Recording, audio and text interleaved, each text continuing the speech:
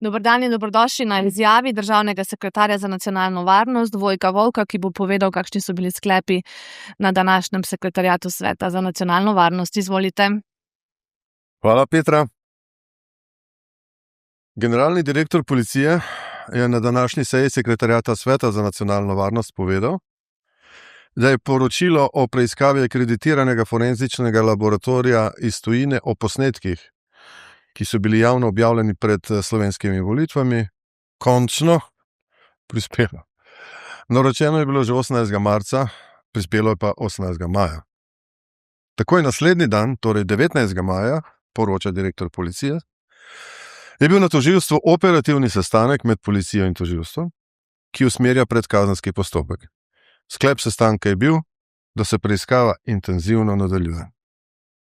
Sekretariat Sveta za nacionalno varnost pa je pozval, da naj preiskava teče čim hitreje, nemoteno, neodvisno in seveda strokovno.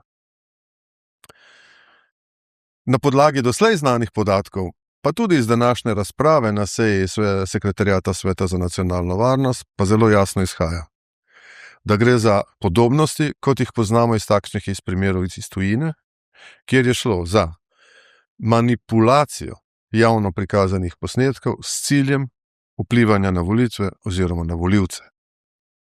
Iz razprave pa je tudi izšlo, da gre za utemeljene sume hudih kaznivih dejanj. Hvala lepa, državni sekretar. Ja, izvolite vprašanja. Dober dan, Miha Orešnik, N1.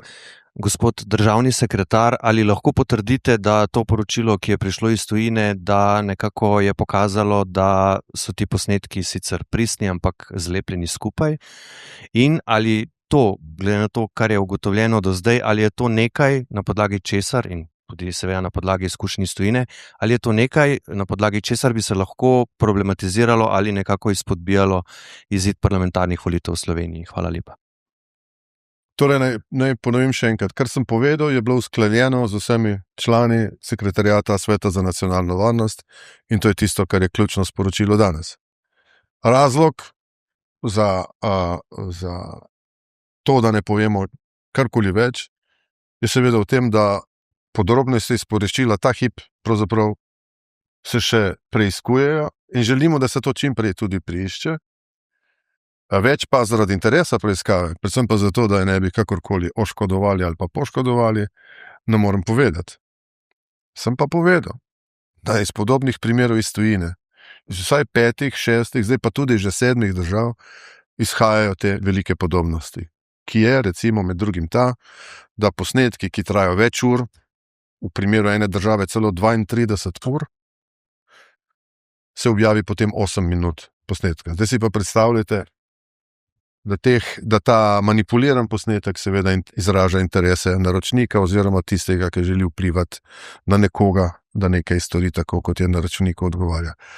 Tako da ta hip več kot ko resnično ne morem, zaupam pa v organe pregona, v policijo, tožilstvo, da bo tudi ne glede na to, da se bo zamenjala vlada v kratkem, delo teklo naprej nemoteno, neodvisno, strokovno in predvsem tudi hitro, ker je tudi to, da se hitro razrešijo taki vplivi, tuji vpliv, domnevni tuji vplivi na volitve v Sloveniji, raziščejo čim prej. Mi ne moramo živeti v negotovosti, v nedogled. Naprej vprašanje. Nejc Furlan, Televizija Slovenija. Mene v bistvu zanima pri teh posnetkih, ko so jih analizirali, so se zgodile pri tem tudi kakšne nepravilnosti ali bi lahko z zagotovostjo trdili, da za tem stojijo profesionalci? Tega ne vem. Kot pravim, pričakujemo čim prej te rezultate, kar se mene tiče, nekam dolgo smo čakali na te rezultate, ampak zdaj so tle. Čemu pa pripisujete tako dolgo čakanje na te rezultate? Ne, to boste mogli vprašati policijo, pa potem tožilstvo. Ja, samo še to vidite kot sprejemljivo to možnost ustavne pritožbe, rok se izteče v petek 22. Torej, ima to smisel, lahko tudi z zagotovostjo trdimo, da je šlo za poskus vplivanja na demokratične volitve? Poglejte, tisto, kar vam jaz lahko povem in kot svetovalec za nacionalno varnost, ki se s tem ukvarja zdaj že 3. leto, in kot človek, ki v tej državi tako ali drugače skrbim za nacionalne interese že od prvega dne, ker delo diplomatov je tudi zaščita nacionalnih interesov. Jaz sem 21 let delal v tujini. Vam povem, da nikoli ni dobro. Če se politične sile s pomočjo tujih držav vmešavajo v notranje zadeve države, katerekoli, tudi Slovenije, in se nikoli ne končajo za tistega, ki si je to privoščil. In jaz si želim, da se ta hud škandal, incident, če hočete, kakorkoli, čim prej razišče, ker se ne moramo dovoliti, da nam tuji agenti, tuje države preiskujejo korupcijo, kar je delo nas samih, te države, naše policije, našega tožilstva, naših organov pregona, ki pri nažalost res, pregonu korupcije niso uspešni. Kar rekel, niso dovolj uspešni. Korupcija pa v naši državi velika, pritoka umazanega denarja z Balkana je, kakor hočete, pranja denarja v Sloveniji je velika in bo treba se s tem spopasti, da se s tem spopademo sami, brez tuje pomoči. Jo ne rabimo in jo ne želim. Še kakšno vprašanje? STA še? Omenili ste utemeljene sume hudih kaznivih dejanj, lahko poveste, katere? Vplivanje na volitve in voljo volivcev. Vplivanje na volitve in voljo volivcev. A morda lahko še komentirate zahtevo za parlamentarno preiskavo o obveščanju v zadevi Black Cube, tam pa se tudi omenja, da ne bi bila Sova zlorabljena. Lahko morda še to komentirate? Lahko vam povem moje osebno mnenje, o tem nismo razpravljali na sekretariatu, tudi o tistem, kar sem malo prej govoril, ne?